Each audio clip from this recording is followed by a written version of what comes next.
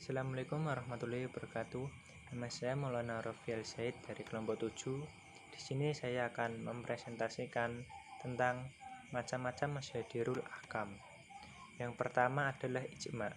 Ijma secara bahasa berarti kesepakatan atau konsensus. Ada pula unsur-unsur ijma, yaitu terdapat beberapa orang mujtahid. Karena kesepakatan baru bisa terjadi apabila ada beberapa mujtahid. Yang kedua, harus ada kesepakatan di antara mereka. Yang ketiga, kebulatan pendapat harus tampak nyata, baik dengan perbuatannya. Yang keempat, kebulatan pendapat orang-orang yang mujtahid tidaklah disebut ijma. Jenis masyadirul ahkam yang kedua yaitu qiyas. Qiyas secara etimologi berarti mengukur, membandingkan sesuatu dengan yang semisalnya. Ada pula rukun qiyas, yaitu asal, cabang, hukum asal, dan ilat. Ada pula syarat-syaratnya, yaitu hukum pokok itu masih ada yang berlaku. Yang kedua, hukum yang ada pada pokok harus hukum syara. Yang ketiga, hukum pokok tidak merupakan hukum pengecualian. Kemudian macam-macam qiyas. Yang pertama adalah qiyas aula, yaitu qiyas yang ilatnya mewajibkan adanya hukum yang disamakan atau yang dibandingkan, mempunyai hukum yang lebih utama daripada yang dibandingi. Yang kedua, qiyas musawi, yaitu qiyas yang ilatnya mewajibkan adanya hukum dan ilat hukum yang ada pada yang dibandingkan sama dengan ilat hukum yang ada pada muslah bih. Yang ketiga, qiyas al-adwani, yaitu qiyas yang ilat hukum yang ada pada yang dibandingkan muhlak lebih rendah dibandingkan dengan ilat hukum yang ada pada muhlak B. Yang keempat yaitu qiyas dilalah, yaitu qiyas di mana ilat yang ada pada muhlak yang disamakan menunjukkan hukum tetapi tidak mewajibkan hukum padanya. Yang kelima yaitu qiyas sibhi, yaitu qiyas di mana muhlahnya dapat dikiaskan kepada dua muhlak bih, maka dikiaskan kepada mulhak bih yang mengandung banyak persamaannya dengan mulhak. Yang jenis yang ketiga adalah urf. Secara etimologi, urf berarti sesuatu yang dipandang baik, yang dapat diterima dengan akal sehat. Ada pula syarat-syarat urf. Yang pertama yaitu urf tidak bertentangan dengan nas yang qat'i. Yang kedua, urf harus umum, berlaku pada semua peristiwa atau sudah umum berlaku. Yang ketiga, urf harus berlaku selamanya. Yang keempat, tidak ada dalil yang khusus untuk kasus tersebut dalam Al-Quran atau hadis. Dan yang terakhir adalah pemakaiannya tidak mengakibatkan dikesampingkannya syariah dan tidak mengakibatkan kemadharatan juga kesempitan. Macam masyadirul ahkam yang keempat yaitu ihtisan. Ihtisan dilihat dari asal bahasa ihtisan, dari kata mencari kebaikan.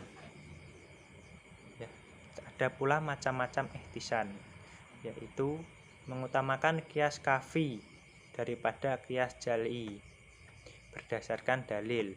Yang kedua, mengecualikan hukum juz'i daripada hukum kuli.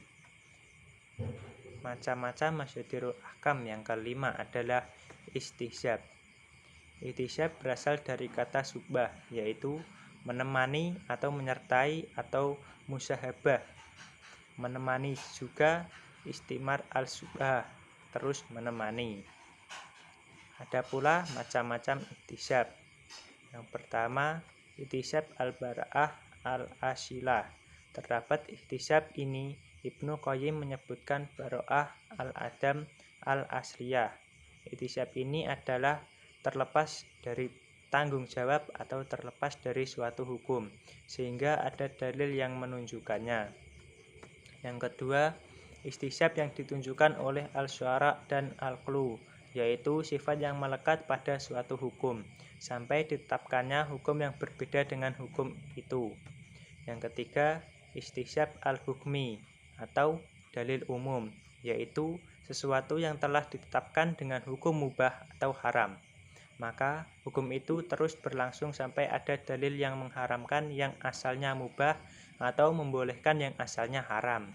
Yang keempat, istihsab wasfi, seperti keadaan hidupnya seorang dinisbahkan kepada orang yang hilang. Yang kelima, istihsab hukum yang ditetapkan ijma lalu terjadi perselisihan. Istihsab seperti ini diperselisihkan ulama tentang kehujahannya. Macam-macam masyadirul ahkam selanjutnya adalah qaul sahabi. Qaul sahabi adalah pendapat para sahabat tentang suatu kasus yang dinukil para ulama, baik berupa fatwa maupun ketetapan hukum yang tidak dijelaskan dalam ayat atau hadis. Yang dimaksud dengan sahabat menurut ulama usul fikih adalah seseorang yang bertemu dengan Rasulullah Shallallahu Alaihi Wasallam, beriman kepadanya, mengikut serta hidup bersamanya dalam waktu yang panjang, serta dijadikan rujukan oleh generasi sesudahnya dan mempunyai hubungan khusus dengan Rasulullah Shallallahu Alaihi Wasallam. Dan selanjutnya adalah syar'u man qablana. Syar'u man qablana ada pula pengertian menjelaskan tentang syar'u man qablana, yaitu segala apa yang dinukilkan kepada kita dari hukum-hukum syara yang telah disyaratkan Allah Subhanahu wa Ta'ala bagi umat-umat dahulu melalui nabi-nabinya yang diutus kepada umat itu seperti Nabi Ibrahim, Nabi Musa, dan Nabi Isa.